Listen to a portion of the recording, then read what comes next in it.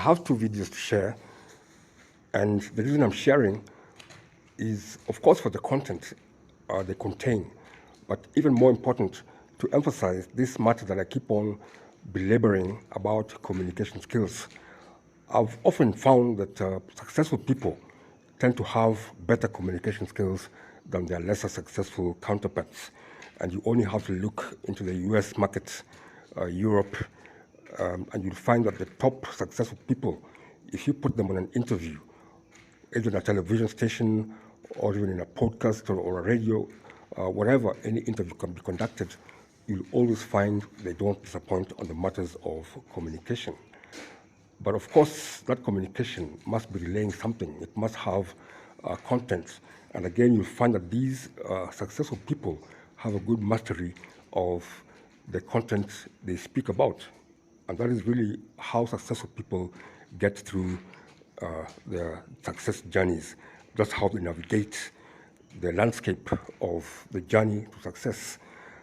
So the first video, if I might just explain very quickly, is talking about store brands, a very unique concept in which retail supermarkets, as you might call them, decide to have their own brands, which they now refer to as generic, and they tend to be much less expensive than what they call the national brands or national labels.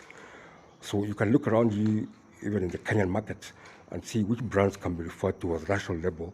But I don't think we have really developed a very successful market in terms of store brands. Maybe we're just in the nascent stages, the initial stages of developing these.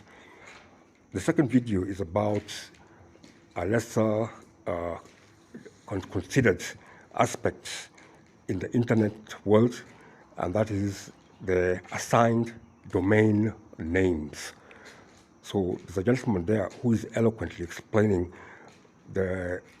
what we call, first of all, the uniform resource locator, commonly called the URL, and then how it is subdivided. So the last part of the name is going to be the top line